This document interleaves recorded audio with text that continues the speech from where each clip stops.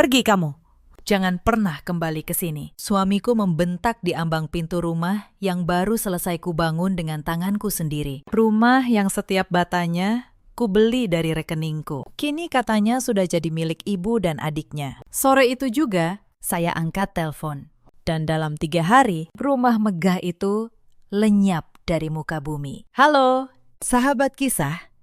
Selamat datang kembali di kanal ini. Sebelum cerita dimulai, tinggalkan dulu kotak kalian di kolom komentar. Tekan tombol like dan subscribe. Dukungan kalian yang membuat kanal ini terus bernapas. Sekarang, izinkan saya menceritakan malam ketika seorang istri diusir dari rumahnya sendiri. Dan bagaimana keesokan harinya, semua berbalik. Nama saya Maya Anggraini, 36 tahun. Saya bekerja sebagai analis risiko di sebuah perusahaan investasi di kawasan Sudirman. Sekaligus mengelola sebuah yayasan keluarga peninggalan ayah saya. Sudah 12 tahun saya menapaki karir ini dari nol. Tidak ada yang pernah saya terima secara cuma-cuma. Sejak kecil, saya tumbuh dengan satu keyakinan. Dunia tidak memberi apa-apa kepada orang yang hanya diam berpangku tangan. Ayah saya seorang akuntan sederhana yang mengajari saya membaca angka sebelum saya bisa membaca dongeng. Beliau pernah berkata, harga diri seorang perempuan terletak pada kemampuannya berdiri sendiri. Kalimat itu menempel di tulang saya sampai hari ini. Saya bukan perempuan yang lahir dengan sendok perak. Saya pejuang yang merajut keberhasilan helai demi helai. Bagi sebagian orang, ketekunan saya berlebihan. Bagi saya, kemandirian adalah harga diri yang tidak bisa ditawar siapapun, termasuk oleh cinta yang paling dalam sekalipun. 5 tahun lalu, saya menikah dengan Reno, pria yang dulu terlihat lembut, setidaknya begitu yang saya percayai selama ini. Ia bekerja sebagai staf di sebuah kantor menengah. Gajinya cukup untuk dirinya sendiri, tidak lebih. Kontribusinya dalam keuangan rumah tangga nyaris tidak ada. Tapi saya tidak pernah mempermasalahkan itu. Saya pikir cinta tidak diukur dengan rupiah. Sejak awal menikah, kami tinggal di apartemen sewa kecil di Tebet. Rino selalu mengeluh sempit. Ia ingin rumah besar, katanya, agar ibunya bangga. Maka saya membuat janji pada diri sendiri. Saya akan membangun rumah impian itu. Bukan untuk pamer, tapi untuk membuktikan bahwa saya mampu memberi tempat berteduh terbaik untuk keluarga kami. 7 tahun terakhir, hidup saya hanya tentang bekerja dan menabung. Saya mengabaikan segala kemewahan. Saya menahan lapar di meja makan siang. Saya menolak ajakan teman bersantai di kedai kopi mahal, karena setiap lembar rupiah yang saya hasilkan sudah punya tujuan, dana pembangunan rumah impian itu. Tanahnya saya pilih di kawasan Cilandak. Tanah seluas 400 meter, warisan dari ayah, yang secara administratif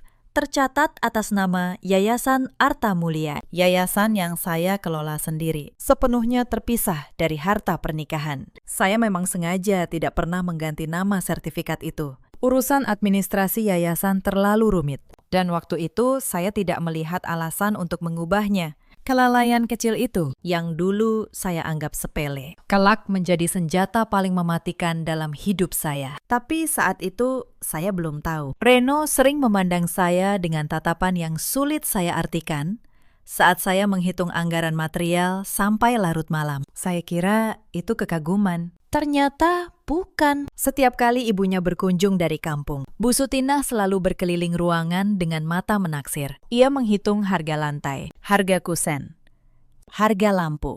Seolah-olah ia sedang berbelanja, bukan bertamu. Adik Reno, Siska, lebih buruk lagi. Perempuan 30 tahun itu belum pernah bekerja seharian dalam hidupnya. Kerjaannya hanya menengadahkan tangan pada kakaknya. Ia memanggil saya Mbak, dengan nada yang selalu terdengar seperti ejekan. Setiap kali kami bertemu, ia membandingkan tas saya, sepatu saya, gaji saya, lalu menyimpulkan bahwa perempuan kaya pasti sombong. Saya tutup mata terhadap semua itu. Saya kira setelah rumah selesai, mereka akan melihat kerja keras saya dan menghargainya. Betapa naifnya saya saat itu. Pembangunan berjalan 2 tahun. Setiap akhir pekan, saya datang ke lokasi. Saya berdebat dengan kontraktor soal kualitas semen. Saya memilih sendiri jenis batu alam untuk dinding pagar. Saya menentukan warna kusen jendela yang senada dengan langit senja. Setiap sudut rumah itu lahir dari kepala saya, dari keringat saya, dari tabungan saya. Reno,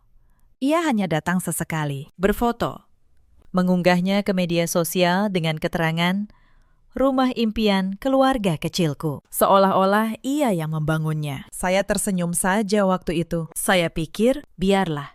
Yang penting, kami bahagia. Sebulan sebelum serah terima, Bu Sutinah mendadak pindah ke Jakarta. Katanya ingin dekat dengan anak-anaknya. Ia membawa Siska. Mereka menumpang sementara di apartemen kami yang sempit. 10 hari di sana terasa seperti 10 tahun. Bu Sutinah mengatur dapur saya, mengkritik masakan saya, menyuruh saya bangun lebih pagi untuk menyiapkan sarapan. Suatu malam, saya tidak sengaja mendengar percakapan mereka di balik dinding tipis. Bu Sutinah berbisik pada Reno. Ia bilang, "Rumah sebesar itu sayang kalau hanya ditempati berdua." Ia bilang, sebagai anak yang berbakti, Reno harus tahu bahwa harta yang dibangun setelah menikah adalah milik suami. Dan suami yang baik akan memprioritaskan ibu kandungnya. Saya membeku di balik dinding. Jantung saya berdebar. Tapi saya menenangkan diri. Saya pikir Reno tidak mungkin sebodoh itu. Ia tahu rumah itu dibangun dengan uang saya. Ia tahu tanahnya milik yayasan. Reno mencintai saya. Itu yang saya yakini. Naif, sungguh naif. Hari serah terima tiba. Sore itu, langit Cilandak memamerkan gradasi jingga dan ungu yang memukau. Seolah ikut merayakan pencapaian terbesar dalam hidup saya. Saya berdiri tepat di depan bangunan megah berlantai 2 yang sudah saya impikan 10 tahun. Saya menarik napas dalam-dalam. Aroma cat baru dan tanah basah terasa lebih wangi daripada parfum termahal di dunia. Karena itu, aroma kemenangan. Tangan saya merogoh tas, mencari kunci utama yang baru saja diserahkan kontraktor. Logam dingin itu terasa mantap di jemari. Sebuah simbol kepemilikan yang sah. Saya tersenyum lebar, membayangkan ekspresi Reno saat saya ajak berkeliling melihat interior yang sudah lengkap. Namun saat saya melangkah menuju pintu utama, pintu kayu jati itu justru terbuka dari dalam. Sebelum saya sempat menyentuhnya, Reno muncul dari sana. Tapi tidak ada binar kebahagiaan yang menyambut. Wajahnya dingin. Seolah-olah pria yang berdiri di depan saya ini bukan orang yang setiap pagi mengecup kening saya sebelum berangkat kerja. Ia tidak sendirian. Di belakangnya, saya melihat Bu Sutinah dan Siska berdiri dengan tangan bersedekap di dada. Senyum meremehkan tergores di bibir mereka. Perasaan tidak enak merayap di tengkuk saya. Bulu kuduk saya berdiri, meski udara sore itu tidak dingin. "Mas, kok sudah di sini?" "Saya baru mau memberi kejutan," ucap saya, menjaga nada suara agar tetap tenang. Meski jantung saya mulai berdetak tak beraturan, saya mencoba melangkah masuk. Tapi Reno berdiri tepat di tengah ambang pintu, menghalangi jalan saya dengan tubuhnya. Ia tidak bergeming. Matanya tidak menunjukkan kehangatan yang biasa saya temukan di sana. Yang ada hanya kekerasan hati yang asing. "Berhenti di situ," ujar Reno dengan suara berat yang mengintimidasi. Kalimat itu membuat saya mematung di anak tangga teras. Saya mencoba mencerna apa yang terjadi. Kenapa ia melarang saya masuk ke rumah yang saya bangun sendiri? Apakah ini bagian dari kejutan yang ia rencanakan? Harapan saya pupus seketika. Reno membungkuk. Ia mengambil sebuah koper besar yang sejak tadi tergeletak di samping pintu. Lalu dengan gerakan kasar, ia melemparkannya ke arah saya. Koper itu menghantam lantai semen dengan bunyi keras. Resletingnya sedikit terbuka, memperlihatkan tumpukan pakaian dan barang pribadi saya yang biasanya tersimpan rapi di lemari. Mata saya memanas. Tenggorokan saya terasa sesak. Saya menatap Reno, menanti penjelasan. Yang saya dapat justru kalimat yang lebih menghancurkan daripada lemparan koper itu. "Rumah ini sudah selesai. Dan seperti yang kamu lihat, keluargaku sudah nyaman di sini," kata Reno tanpa beban sedikit pun. Ia melirik ke arah ibunya. Bu Sutinah melangkah maju dengan senyum kemenangan yang menyakitkan. "Sebagai menantu, kamu harus tahu diri, Maya," ucap Bu Sutinah dengan nada sombong. Harta yang dibangun setelah menikah itu milik suami. Reno sudah memutuskan memberikan rumah ini kepada ibu dan adiknya sebagai bentuk bakti. Saya merasa dunia di bawah kaki saya runtuh. Bagaimana mungkin mereka berpikir begitu? Seluruh uang untuk membeli material rumah ini berasal dari rekening pribadi saya, dari bonus tahunan, dari investasi yang saya kelola sendiri, tanpa campur tangan Reno sama sekali. Saya ingin berteriak, saya ingin mengamuk dan berkata bahwa ini perampokan terang-terangan. Tapi lidah saya keluh. Air mata mulai mengalir deras, merusak riasan yang saya siapkan untuk merayakan hari ini. Kamu tidak punya hak lagi di sini. Lanjut Reno dengan nada mengancam. Ambil kopermu dan pergi. Jangan buat aku memanggil keamanan untuk menyeretmu keluar dari properti keluarga. Ia tidak memedulikan tangisan saya. Siska bahkan tertawa kecil sambil mengeluarkan ponselnya, seolah pemandangan kehancuran saya adalah hiburan yang menyenangkan baginya. Mereka bertiga berdiri di sana, di atas lantai keramik yang saya pilih dengan penuh cinta, mengusir saya seolah saya orang asing yang mencoba merampas milik mereka. Saya memandang Reno sekali lagi, mencari sedikit saja cinta di matanya. Yang saya temukan hanya kekosongan. Pria ini benar-benar telah berubah menjadi orang lain. Dengan tangan gemetar, saya meraih pegangan koper. Saya berdiri dengan sisa-sisa kekuatan yang ada. Saya tidak akan memohon. Saya tidak akan bersujud di kaki pria yang tidak menghargai keringat saya. Saat saya membalikkan badan untuk meninggalkan halaman, saya berjanji dalam hati. Mereka akan membayar setiap tetes air mata yang saya jatuhkan sore ini dengan harga yang sangat mahal. Mereka mungkin berpikir telah memenangkan pertempuran, tapi mereka lupa satu hal. Saya adalah arsitek dari segala sesuatu dalam hidup saya, termasuk cara untuk merobohkan apa yang sudah saya bangun. Langkah saya berat saat meninggalkan gerbang hitam itu. Tapi anehnya, setelah beberapa meter, tangisan saya mendadak berhenti. Ada sesuatu yang membeku di dalam dada saya. Sebuah titik dingin yang mengubah kesedihan menjadi kemarahan yang jernih. Saya menyeret koper menuju bangku taman di ujung jalan. Saya duduk di sana, menatap siluet rumah impian saya yang lampunya mulai menyala. Dinyalakan oleh orang-orang yang tidak membayar Rp1 pun untuk listriknya. Saya melihat bayangan Siska di jendela lantai 2. Ia menari-nari kegirangan di kamar yang seharusnya menjadi ruang kerja saya. Mereka sedang merayakan kemenangan di atas reruntuhan harga diri saya, tanpa menyadari bahwa mereka baru saja membangun istana di atas pasir. Rino mengira saya perempuan lemah yang hanya bisa menangis. Ia lupa satu hal yang sangat krusial. Saya adalah analis risiko. Pekerjaan saya membaca celah dalam setiap kontrak. Pekerjaan saya menghitung kapan sebuah pondasi akan runtuh. Saya merogoh ponsel. Jemari saya bergerak tenang, meski masih sedikit gemetar. Saya menghubungi Pak Hendra, pengacara sekaligus orang kepercayaan keluarga, yang selama ini membantu mengelola Yayasan Arta Mulia, peninggalan ayah saya. Nada dering itu terdengar seperti musik penyemangat di telinga saya. Ketika suara berat Pak Hendra menyapa, saya menarik napas panjang. Saya menstabilkan suara agar terdengar profesional, meski hati saya masih perih. Pak Hendra, saya ingin melakukan eksekusi aset. Sekarang juga, ucap saya tanpa basa-basi. Saya menjelaskan situasinya secara singkat. Tentang pengusiran sore itu. Tentang klaim sepihak atas bangunan. Pak Hendra terdiam sejenak. Saya bisa mendengar suara lembaran kertas yang dibalik di seberang sana. Ia adalah orang yang tahu betul satu hal yang tidak diketahui Reno dan ibunya. Tanah tempat rumah itu berdiri adalah milik Yayasan Arta Mulia. Yayasan yang saya kelola secara mandiri sebagai harta bawaan. Jauh sebelum saya mengenal Reno. Sertifikatnya tidak pernah berganti nama. Dan rumah yang berdiri di atas tanah yayasan, tanpa kontrak sewa yang sah. Secara hukum dapat dianggap sebagai aset yang melekat pada yayasan. Bu Maya, kata Pak Hendra pelan, selama bukti pembayaran material berasal dari rekening pribadi ibu, dan tanahnya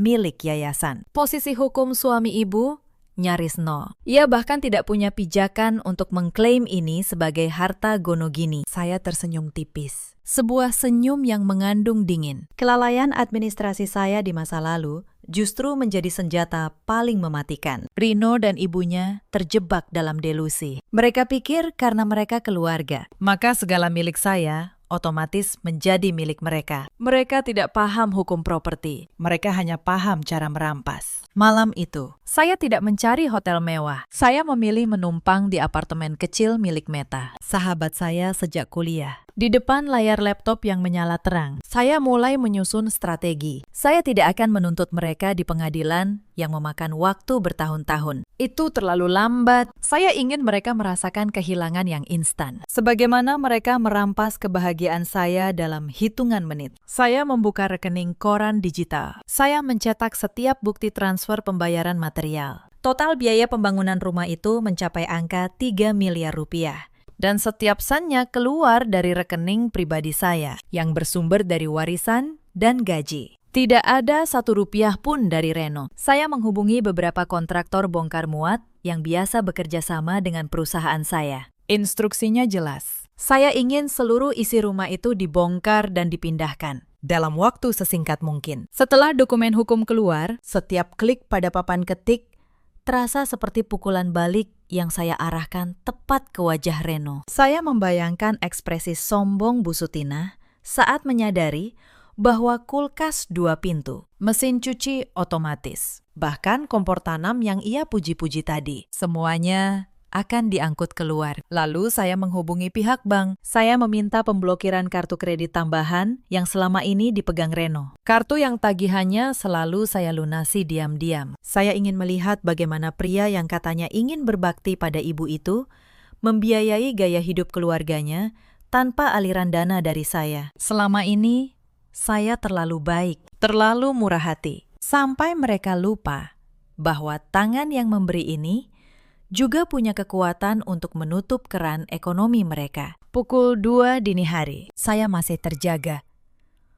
Menatap dokumen digital yang menunjukkan rincian biaya pembangunan. Di mata hukum, Reno tidak punya pijakan sama sekali. Saya mematikan laptop dengan perasaan puas yang dingin. Rasa sakit di hati saya memang belum hilang. Namun keinginan melihat kehancuran mereka jauh lebih besar. Keesokan paginya, saya bangun dengan energi yang luar biasa. Tidak ada lagi air mata yang cengeng. Saya mengenakan setelan kantor paling tajam. Saya memulas bibir dengan warna merah yang berani. Lalu berangkat menemui Pak Hendra untuk menandatangani dokumen. Secara teknis, saya menjual seluruh komponen rumah itu. Mulai dari kusen, keramik, hingga sanitary, kepada sebuah perusahaan manajemen aset pihak ketiga, yang sebenarnya merupakan anak usaha di bawah naungan yayasan saya sendiri. Jadi, jika Reno mencoba menghalangi, ia bukan berurusan dengan saya, melainkan dengan tim hukum korporasi yang jauh lebih kuat. Saya ingin melihat bagaimana ia menjelaskan kepada tetangga saat rumah megah itu perlahan dipreteli di depan mata mereka. Sekitar pukul 10 pagi, ponsel saya bergetar hebat. Nama Reno muncul di layar. Saya biarkan berdering sampai 10 kali. Baru saya angkat. Reno langsung membentak. Ia bertanya kenapa kartu kreditnya ditolak saat ingin membeli sarapan mewah untuk ibunya. Ia juga mengeluh ada beberapa orang asing yang datang ke rumah membawa alat ukur dengan sikap tidak sopan padanya. Saya hanya tertawa. Sebuah tawa yang membuat Reno terdiam sejenak. Bingung? Itu baru permulaan. Mas, ucap saya dengan nada dingin. Nikmati sarapanmu dengan uang tunai yang tersisa. Kalau masih ada, saya memberitahu bahwa rumah itu kini bukan urusan saya lagi, karena saya sudah menjualnya. Reno tertawa mengejek. Ia menganggap saya membual. Ia bilang, saya tidak mungkin bisa menjual rumah itu tanpa tanda tangannya. Disitulah ia salah besar. Ia lupa bahwa dia hanyalah penumpang di kapal yang saya bangun sendiri. Saya mematikan telepon tepat saat Pak Hendra masuk ruangan dengan map merah di tangannya, menandakan surat perintah pengosongan material sudah siap. Tapi Reno tidak akan menyerah semudah itu. Ia mengirim pesan bertubi-tubi, mengancam akan melaporkan saya ke polisi atas pencurian. Saya hanya membalas satu kalimat, silahkan. Saya kirim alamat kantor polisi terdekat, lengkap dengan nomor Pak Hendra sebagai kuasa hukum saya. Ia tidak membalas lagi setelah itu. Siang itu, matahari membakar aspal dengan amarah yang sama besar dengan yang membara di dada saya. Saya duduk di dalam mobil yang terparkir tak jauh dari gerbang, mengamati dari balik kaca film yang gelap. 2 truk besar dengan logo perusahaan jasa bongkar Muat berhenti tepat di depan pagar hitam. 5 pria berbadan tegap turun. Dipimpin seorang mandor yang membawa map berisi surat perintah resmi dari lembaga aset. Saya melihat Reno keluar dengan kaos oblong. Wajahnya berang sekaligus bingung melihat kerumunan di depan rumahnya. Ia berteriak. Tangannya menunjuk-nunjuk ke arah pagar, mencoba mengusir para pekerja, seolah-olah ia pemilik sah atas tanah itu. Namun mandor itu dengan tenang menyerahkan salinan dokumen hukum. Reno membacanya dengan tangan gemetar. Wajahnya perlahan memucat.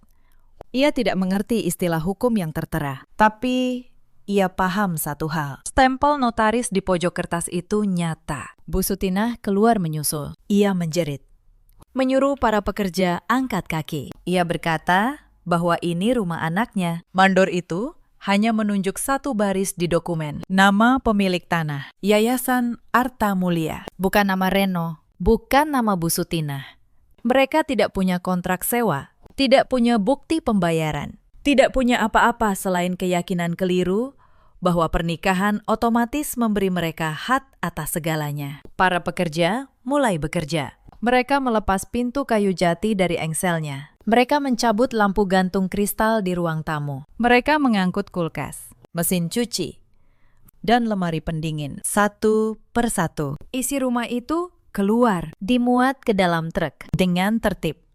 Sesuai surat perintah yang sah. Bu Sutinah berlari mengejar sofa yang sedang diangkat. Ia memeluknya, berteriak bahwa itu miliknya. Salah satu pekerja dengan sopan menunjukkan label inventaris. Setiap barang di rumah itu tercatat sebagai aset yayasan. Dibeli dengan dana yayasan. Bu Sutinah terduduk di lantai, kehilangan kata-kata. Siska, yang kemarin menertawakan saya, kini berdiri di teras dengan wajah pucat. Ponselnya yang kemarin merekam kehancuran saya, kini tergeletak di lantai. Tidak ada lagi yang ia rekam, karena hari ini kehancuran itu adalah milik mereka. Saya tetap duduk di dalam mobil, mengamati. Tidak ada kepuasan yang meledak-ledak, hanya rasa tenang yang dingin. Seperti seorang dokter bedah yang baru saja mengangkat tumor dari tubuh pasien. Menyakitkan, tapi perlu. Sore harinya, rumah itu sudah setengah kosong. Yang tersisa hanya dinding dan lantai. Reno duduk di anak tangga teras. Kepalanya tertunduk. Pria yang kemarin begitu angkuh, kini terlihat sangat kecil. Tapi saya belum selesai. Komponen bangunan juga ikut dalam daftar. Keesokan harinya, tim datang lagi. Kali ini untuk membongkar keramik lantai, mencabut kusen jendela, melepas kanopi. Rumah megah itu perlahan kembali menjadi rangka beton telanjang. Tepat seperti yang saya rencanakan. Tetangga mulai berkerumun di luar pagar, berbisik-bisik. Mereka yang kemarin menyaksikan Bu Sutinah memamerkan rumah barunya, kini menyaksikan rumah itu dilucuti sampai ke tulang. Bu Sutinah menutup wajahnya, malu. Inilah harga dari kesombongan yang dibangun di atas milik orang lain. Reno tidak menyerah begitu saja. Keesokan paginya, ia menyewa seorang pengacara dari kampung. Pengacara itu mengirim surat somasi ke kantor saya. Isinya menuntut pengembalian seluruh material rumah dengan dalih bahwa rumah itu adalah harta bersama dalam pernikahan. Saya menyerahkan surat itu kepada Pak Hendra. Ia membacanya, lalu tersenyum kecil. Bu Maya, pengacara ini bahkan tidak memeriksa status tanah dulu.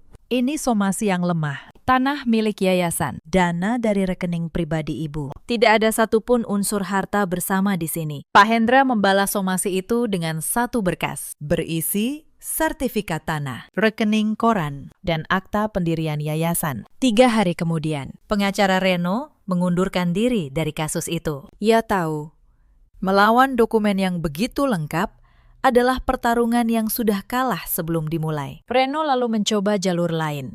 Ia melaporkan saya ke kantor polisi atas tuduhan pencurian. Saya datang memenuhi panggilan itu dengan tenang. Ditemani Pak Hendra, saya membawa seluruh dokumen kepemilikan. Penyidik yang memeriksa kasus itu hanya butuh waktu 15 menit untuk menyimpulkan bahwa tidak ada pencurian. Bagaimana mungkin seseorang mencuri barang yang dibeli dengan uangnya sendiri di atas tanah miliknya sendiri? Justru penyidik itu mengingatkan Reno bahwa menempati properti milik yayasan tanpa izin dan mengusir pemilik sah bisa berbalik menjadi masalah hukum baginya. Reno pulang dengan wajah pucat. Untuk pertama kalinya, ia mengerti betapa rapuhnya posisi yang ia banggakan. Sementara itu, kabar tentang pembongkaran rumah megah di Cilandak menyebar di antara para tetangga yang dulu kagum pada Bu Sutinah yang memamerkan rumah barunya. Kini berbisik-bisik, mereka tahu kebenarannya, bahwa rumah itu dibangun oleh menantu yang diusir, lalu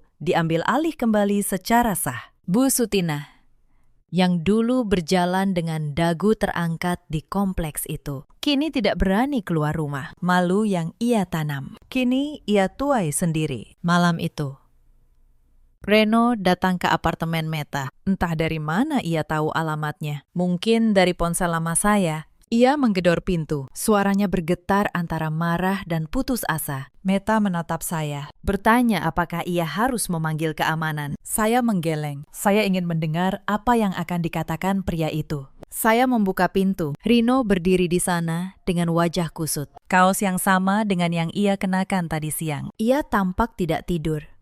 Di belakangnya, Bu Sutinah berdiri dengan mata sembab. Untuk pertama kalinya dalam 5 tahun, saya melihat perempuan itu tanpa senyum kemenangannya. Maya, hentikan ini, kata Reno. Suaranya memohon sekarang. Kamu sudah membuat ibuku malu di depan tetangga. Ini sudah keterlaluan. Saya menatapnya tenang. Keterlaluan, ulang saya pelan. Mas, kemarin sore kamu melempar koperku ke lantai. Kamu mengancam memanggil keamanan untuk menyeretku. Kamu menyebutku orang asing di rumah yang kubangun dengan 3 miliar rupiah uangku sendiri. Lalu sekarang, kamu datang dan bilang, akulah yang keterlaluan. Rino terdiam. Ia tidak punya jawaban. Bu Sutinah maju. Nadanya masih mencoba tinggi. Meski kini terdengar rapuh. Kamu istri yang tidak tahu bakti. Harta suami itu harta istri. Kamu seharusnya rela. Saya tersenyum tipis. Saya merogoh tas. Saya mengeluarkan sebuah map. Saya menyerahkannya kepada Bu Sutinah. Silahkan dibaca. Bu, ini sertifikat tanah atas nama Yayasan Arta Mulia. Tertanggal 10 tahun lalu. Jauh sebelum saya mengenal Reno. Dan ini, saya mengeluarkan map kedua. Rekening koran. Setiap pembayaran material. Semua dari rekening saya. Tunjukkan pada saya. Satu saja. Transfer dari rekening Reno. Satu saja. Bu Sutinah membolak-balik kertas itu dengan tangan gemetar. Wajahnya semakin pucat. Tidak ada satupun nama Reno di sana. Tidak ada 1 rupiah pun dari anaknya. Selama ini ia membangun klaim di atas kebohongan yang ia ciptakan sendiri. Hukum tidak mengenal kata bakti. Bu, lanjut saya. Hukum mengenal hitam di atas putih. Dan di atas putih tidak ada nama ibu. Tidak ada nama Reno. Yang ada hanya nama yayasan saya. Rino akhirnya bersuara. Pelan. Maya, aku kilaf. Ibu yang menyuruhku. Aku tidak tahu kalau tanahnya milik yayasan. Kupikir karena kita menikah. Rumah itu juga punyaku. Saya menghela napas. Justru itu masalahnya. Mas, kamu tidak tahu. Kamu tidak pernah peduli untuk tahu. Selama 2 tahun aku membangun rumah itu sendirian. Kamu hanya datang untuk berfoto. Kamu mengunggah foto rumah dengan tulisan, rumah impian keluargaku. Tapi kamu tidak pernah tahu berapa harga semen yang kupilih. Kamu tidak pernah tahu berapa malam aku tidak tidur menghitung anggaran. Kamu hanya tahu satu hal. Rumah itu besar dan bisa dipamerkan. Air mata saya tidak jatuh kali ini. Sudah kering. Yang tersisa hanya kejernihan. Dan saat ibumu bilang, harta itu milik suami, kamu langsung percaya. Kamu tidak bertanya pada istrimu. Kamu tidak berdiri di sampingku. Kamu memilih melempar koperku ke lantai. Itu yang paling menyakitkan. Mas, bukan rumahnya, tapi betapa mudahnya kamu membuangku. Reno menunduk. Bu Sutinah terduduk di kursi ruang tamu Meta. Dayamire, lalu Siska, yang sedari tadi bersembunyi di belakang, tiba-tiba menyalak. Mbak jahat. Mbak hancurkan keluarga kami. Mbak orang kaya yang sombong. Saya menoleh padanya. Tenang, Siska. Kamu 30 tahun. Kamu belum pernah bekerja 1 hari pun. Setiap rupiah yang kamu pakai untuk beli tas dan lipstik itu, dari mana? Dari kakakmu yang gajinya pas-pasan, atau dari kartu kredit yang tagihannya kubayar diam-diam selama ini. Kartu yang kemarin kublokir. Wajah Siska memerah. Ia tidak menjawab karena ia tahu jawabannya. Kalian bertiga, kata saya, menatap mereka satu persatu. Mengira aku perempuan lemah yang bisa kalian injak. Kalian lupa. Aku yang membiayai hidup kalian selama ini. Aku yang melunasi cicilan motor Reno. Aku yang membayar biaya berobat Bu Sutinah tahun lalu. Aku yang mengirim uang jajan untuk Siska. Aku diam saja karena kupikir itu bentuk cinta. Ternyata kalian menganggapnya kelemahan. Hening. Tidak ada yang membantah. Karena setiap kata itu benar. Pak Hendra yang saya minta hadir malam itu masuk dari ruang sebelah. Ia meletakkan satu dokumen lagi di meja. Bu Maya, katanya. Ini surat gugatan cerai yang ibu minta. Sudah saya siapkan. Rino mengangkat wajahnya. Matanya membelalak. Cerai. Maya, jangan. Aku bisa berubah. Aku bisa berbakti padamu. Tolong. Beri aku kesempatan. Saya menatapnya lama. Dulu. Kalimat itu mungkin akan meluluhkan saya. Tapi tidak lagi. Cinta yang dibangun di atas pondasi yang begitu mudah runtuh. Bukanlah cinta yang layak diperjuangkan. Mas, kata saya pelan. Kemarin, saat aku berdiri di depan pintu rumah kita, aku hanya minta satu hal. Aku ingin kamu berdiri di sampingku. Melawan ibumu kalau perlu. Itu saja. Tapi kamu memilih melempar koperku. Sekarang kamu minta kesempatan kedua. Sayangnya, kesempatan itu sudah kamu buang sendiri ke lantai semen. Bersama koperku. Saya menandatangani surat itu. Tangan saya tidak gemetar. Mereka pergi malam itu dengan tangan kosong. Sama seperti saat mereka mengusir saya. Bedanya, saya pergi dengan rencana. Mereka pergi tanpa apa-apa. Tapi cerita tidak selesai di situ. 3 hari kemudian, Bu Sutinah memainkan kartu terakhirnya. Ia datang ke kantor saya. Tanpa janji, ia duduk di ruang tunggu selama 2 jam, menunggu saya selesai rapat. Ketika saya keluar, ia berdiri dengan wajah yang sudah berbeda. Tidak ada lagi kesombongan. Yang ada hanya seorang perempuan tua yang ketakutan. Maya, katanya. Suaranya serak. Ibu minta maaf. Ibu salah. Ibu cuma takut Reno melupakan ibunya setelah punya istri kaya. Ibu takut tidak punya tempat di hati anak ibu sendiri. Karena itu, ibu mendorongnya mengambil rumah itu, supaya ibu merasa dibutuhkan. Saya menatapnya. Untuk pertama kalinya, saya melihat ketakutan di balik kesombongan itu. Ketakutan seorang ibu yang merasa tergantikan. Saya tidak membenarkan perbuatannya, tapi saya mulai memahami akarnya. Bu, kata saya tidak pernah berniat mengambil Reno dari ibu. Saya membangun rumah itu justru agar ibu punya tempat tinggal yang layak di hari tua. Kamar di lantai bawah, yang kuberi jendela besar menghadap taman. Itu kurancang untuk ibu, supaya ibu bisa berjemur pagi tanpa harus naik tangga. Saya pikir kalau ibu nyaman, ibu akan menerima saya sebagai bagian dari keluarga. Bu Sutinah terdiam. Air matanya jatuh. Ibu tidak tahu itu, bisiknya. Karena ibu tidak pernah bertanya, jawab saya pelan. Ibu hanya melihat saya sebagai ancaman, bukan sebagai menantu. Saya tidak mencabut gugatan cerai, tapi saya membuat satu keputusan. Saya tetap akan membayar biaya hidup Bu Sutinah. Bukan karena kewajiban, bukan karena ia ibu Reno, tapi karena saya tidak ingin menjadi orang yang membiarkan perempuan tua kelaparan demi membuktikan kemenangan. Kemarahan saya bukan tentang menghancurkan orang. Kemarahan saya tentang menegakkan keadilan. Saya memberinya sebuah amplop. Di dalamnya, alamat sebuah rumah kontrakan sederhana di Depok. Sudah saya bayar sewanya untuk setahun. Ibu tinggal di sana. Layak. Bersih. Dekat masjid. Tapi ini terpisah dari Reno. Ibu harus belajar berdiri tanpa menggantungkan diri pada rasa takut. Sama seperti saya dulu belajar berdiri tanpa siapapun. Bu Sutinah menggenggam amplop itu. Tangannya gemetar. Kenapa kamu masih mau menolong ibu setelah semua yang ibu lakukan? Saya tersenyum. Karena saya tidak mau menjadi seperti kalian. Bu, saya tidak mau membalas kekejaman dengan kekejaman. Saya hanya ingin keadilan.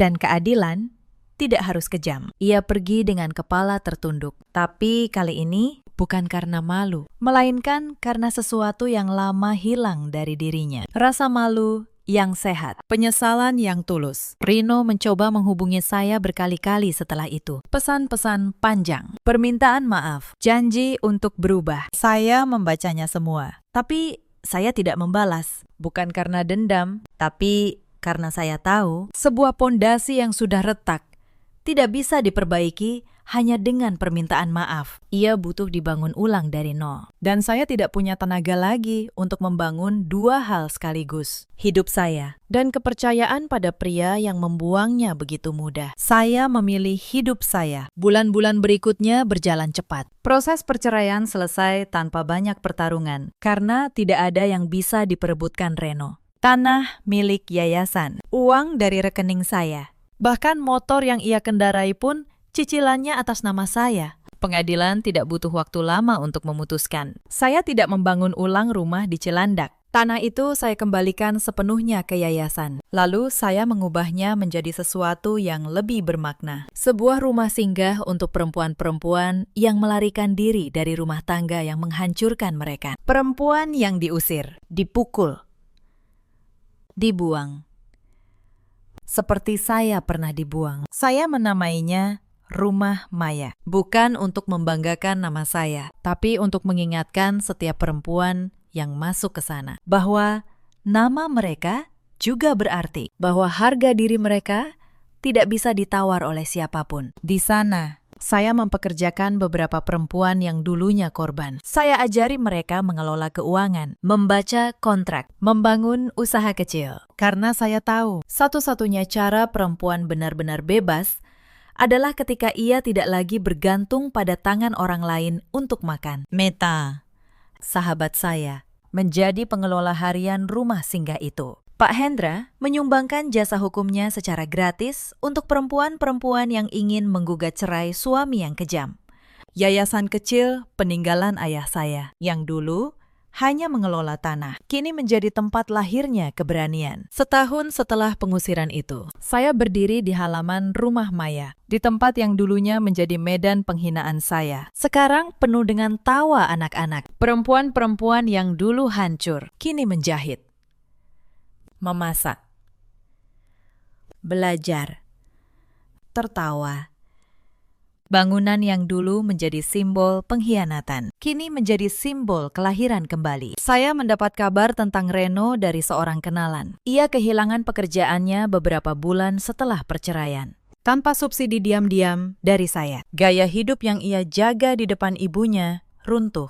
Ia kini mengontrak kamar kecil, bekerja serabutan. Siska, adiknya, terpaksa mencari pekerjaan untuk pertama kali dalam hidupnya, menjadi kasir di sebuah toko. Mungkin itu pelajaran yang tidak pernah ia dapat selama 30 tahun bermalas-malasan. Saya tidak merasa senang mendengarnya, tapi saya juga tidak merasa bersalah. Mereka menuai apa yang mereka tanam. Karma tidak butuh tangan saya untuk bekerja. Ia hanya butuh waktu. Bu Sutina, anehnya, justru yang paling banyak berubah. Ia mengunjungi Rumah Maya beberapa bulan kemudian. Tanpa diundang, ia datang membawa sekeranjang kue buatannya sendiri. Ia menawarkan diri untuk membantu memasak bagi perempuan-perempuan di sana. Awalnya saya ragu, tapi saya melihat sesuatu yang tulus di matanya. Ibu tidak punya banyak yang bisa diberikan, katanya. Tapi ibu bisa memasak. Ibu ingin berguna, bukan untuk menebus dosa pada kamu. Maya, itu tidak akan pernah cukup, tapi untuk perempuan-perempuan lain yang nasibnya pernah seperti kamu, saya mengizinkannya. Bukan karena saya sudah sepenuhnya memaafkan. Pemaafan bukan sesuatu yang instan, tapi karena saya percaya manusia berhak pada kesempatan untuk menjadi lebih baik. Asalkan ia membuktikannya dengan perbuatan, bukan sekedar air mata. Bu Sutina datang setiap pekan setelah itu, memasak, mendengarkan cerita perempuan-perempuan yang pernah dibuang. Dan suatu hari, saya mendengarnya berkata kepada seorang perempuan muda yang baru saja diusir suaminya, "Nak, harga diri itu tidak bisa ditawar. Jangan pernah menggantungkan hidupmu pada lelaki yang bisa membuangmu kapan saja. Belajarlah berdiri sendiri. Seperti Maya, saya berdiri di balik pintu, mendengarnya. Untuk pertama kalinya dalam hidup saya, perempuan itu menyebut nama saya bukan dengan penghinaan, melainkan dengan rasa hormat. Hidup saya berubah perlahan, tapi pasti. Di kantor, saya dipromosikan menjadi kepala divisi manajemen risiko. Ironis, pekerjaan yang sama yang dulu diremehkan Reno, justru yang menyelamatkan saya. Kemampuan membaca celah dalam kontrak, kemampuan menghitung kapan sebuah pondasi akan runtuh. Itulah yang membuat saya bertahan saat dunia saya nyaris hancur. Saya pindah ke sebuah apartemen yang lebih besar di kawasan BSD. Bukan rumah megah, hanya tempat yang cukup untuk saya dan beberapa rak buku. Saya belajar bahwa kebahagiaan tidak diukur dari luas bangunan, melainkan dari ketenangan yang ada di dalamnya. Untuk pertama kalinya dalam bertahun-tahun, saya bisa tidur tanpa memikirkan anggaran, tanpa menghitung kebutuhan orang lain yang tidak pernah menghargai saya. Di rumah Maya, setiap perempuan yang datang membawa kisahnya sendiri. Ada Rina, 28 tahun, yang diusir suaminya karena belum bisa memberi keturunan. Ada Lestari, 40 tahun, yang seluruh tabungannya dikuras suami untuk perempuan lain. Ada Nurul, baru 22 tahun, yang menikah muda, lalu dijadikan pembantu di rumah mertuanya sendiri. Saya mendengarkan setiap cerita mereka. Dan di setiap cerita itu, saya melihat diri saya yang dulu. Perempuan yang mengira diam adalah kebaikan. Perempuan yang mengira memberi tanpa batas adalah cinta. Perempuan yang lupa bahwa dirinya juga berhak dihargai. Saya ajari mereka satu hal yang paling penting, kemandirian. Saya buka kelas keuangan sederhana di ruang tamu rumah Maya setiap akhir pekan. Saya ajari mereka cara membuka rekening atas nama sendiri, cara menabung, cara membaca surat-surat penting agar tidak mudah ditipu, cara mengenali tanda-tanda hubungan yang menghancurkan sebelum terlambat. Rina, yang dulu datang dengan mata kosong, kini membuka usaha catering kecil. Pesanannya sudah sampai ke kantor-kantor di Sudirman. Lestari kembali kuliah,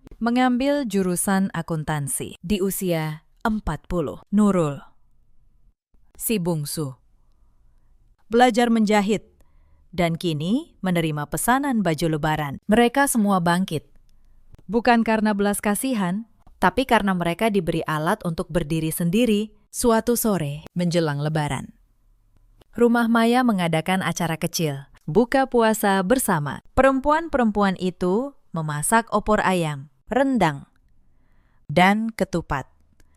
Anak-anak mereka berlarian di halaman. Bu Sutina sibuk di dapur, mengaduk kuah opor dengan tangan yang sudah terbiasa. Meta mengatur meja panjang. Pak Hendra datang membawa parsel untuk anak-anak. Saya berdiri di sudut halaman, mengamati semua itu. Di tempat yang dulu menjadi simbol kehancuran saya, kini berdiri sebuah keluarga baru. Bukan keluarga yang diikat oleh darah, melainkan oleh pengalaman yang sama, oleh keberanian yang sama untuk bangkit. Saya teringat sore 1 tahun lalu, saat saya berdiri di tempat yang sama, menatap rumah impian saya yang lampunya dinyalakan orang-orang yang membuang saya. Waktu itu saya berpikir, hidup saya sudah berakhir, bahwa segalanya hancur. Ternyata itu bukan akhir, itu awal. Saya pernah membaca bahwa intan terbentuk dari karbon yang ditekan oleh tekanan luar biasa selama jutaan tahun. Mungkin manusia juga begitu. Mungkin tekanan yang nyaris menghancurkan saya, justru yang membentuk saya menjadi versi yang lebih kuat, lebih bijaksana, lebih utuh. Rino, di suatu titik, mengirim satu pesan terakhir. Bukan permintaan untuk kembali, hanya sebuah pengakuan. Ia menulis bahwa ia menyesal, bahwa ia baru menyadari betapa berharganya saya setelah saya pergi, bahwa ia kini mengerti. Harta terbesar dalam hidupnya bukan rumah megah itu, melainkan istri yang ia lempar kopernya ke lantai semen. Saya membaca pesan itu, lalu saya membalas. Untuk pertama dan terakhir kalinya, saya menulis, "Mas, saya sudah memaafkan, bukan untuk kamu, tapi untuk diri saya sendiri. Karena dendam hanya akan menjadi rantai yang mengikat saya pada masa lalu. Saya memilih bebas. Semoga kamu belajar menghargai siapapun yang berdiri di sampingmu berikutnya, sebelum kamu kehilangan mereka juga. Saya tidak pernah membalas pesannya lagi setelah itu, dan ia tidak pernah mengirim lagi. Kami menutup bab itu dengan damai, tanpa kebencian. Malam itu, setelah acara buka puasa selesai dan semua orang pulang, saya berkeliling rumah Maya untuk memastikan semua pintu terkunci. Saya berhenti di ruang tamu. Di dinding, saya memajang sebuah bingkai kecil. Di dalamnya, bukan foto, melainkan sebuah kunci. Kunci utama rumah Cilandak yang dulu. Kunci yang dulu terasa seperti simbol kepemilikan, lalu menjadi simbol pengkhianatan, dan kini menjadi simbol kebangkitan. Di bawah kunci itu, saya menuliskan satu kalimat. Rumah yang sebenarnya bukan tentang siapa yang namanya tertulis di sertifikat, melainkan tentang siapa yang tetap berdiri tegak saat semuanya runtuh. Saya menyentuh dinding ruangan itu. Dingin, tapi kokoh. Sama seperti diri saya sekarang. Saya berdiri di depan cermin besar di lorong, menatap pantulan diri saya. Saya melihat seorang perempuan yang jauh lebih kuat, lebih bijaksana, dan lebih bahagia. Saya tidak lagi menyesali setiap tetes air mata yang jatuh sore itu. Karena tanpa air mata itu, saya tidak akan pernah menghargai arti ketenangan yang saya miliki sekarang. Saya teringat kembali momen saat saya memerintahkan pembongkaran rumah itu. Sebuah tindakan yang mungkin dianggap gila oleh banyak orang. Menghancurkan rumah yang saya bangun sendiri dengan cinta. Tapi bagi saya, itu adalah operasi bedah yang diperlukan untuk membuang penyakit dalam hidup saya. Jika saya tidak mengambil kendali hari itu, mungkin malam ini saya hanya akan menjadi bayangan yang tinggal di rumah orang lain, yang dianggap tidak berharga di rumahnya sendiri. Saya mengunci pintu utama. Angin malam berembus pelan, tapi di dalam dada saya hanya ada kehangatan yang stabil. Saya tahu, esok pagi saya akan bangun di tempat yang benar-benar layak disebut rumah. Bukan karena megahnya, melainkan karena di sana saya tidak perlu menjadi siapapun selain diri saya sendiri. Cerita ini mengajarkan kita banyak hal, bahwa kebaikan yang diberikan tanpa batas pada orang yang salah bukanlah cinta, melainkan undangan untuk diinjak. Jangan pernah menukar harga diri demi mempertahankan hubungan yang hanya menghargaimu saat kamu berguna. Dan jangan pernah menggantungkan seluruh hidupmu pada tangan yang bisa membuangmu kapan saja. Di luar sana, ada banyak perempuan yang seperti saya dulu. Perempuan yang bekerja keras, memberi segalanya, lalu dibuang, seolah tidak berarti. Mereka mengira diam adalah kebaikan, mengira mengalah adalah cinta. Padahal ada batas antara mengalah dan kehilangan diri sendiri. Ada juga banyak suami seperti Reno, lelaki yang mudah goyah, yang memilih kenyamanan sesaat di atas kesetiaan, yang baru menyadari nilai seseorang setelah kehilangannya. Bagi kalian para suami, ingatlah, perempuan yang berdiri di sampingmu bukan pelayan, bukan pula sumber harta. Ia adalah mitra yang memilih untuk tetap tinggal, sampai kamu memberinya alasan untuk pergi. Ada pula para ibu mertua seperti Bu Sutina, yang didorong oleh ketakutan, tergantikan, yang mengira merebut adalah cara mempertahankan kasih sayang anaknya. Padahal cinta yang dipaksakan hanya akan melahirkan kebencian. Kepada para ibu, menantu bukanlah ancaman. Ia adalah anak baru yang juga butuh diterima. Dan untuk perempuan-perempuan di luar sana yang sedang berada di posisi saya dulu, yang sedang menangis di bangku taman, menatap rumah yang merampas mimpi kalian, dengarkan saya. Air mata kalian bukan akhir, itu titik balik. Bangkitlah.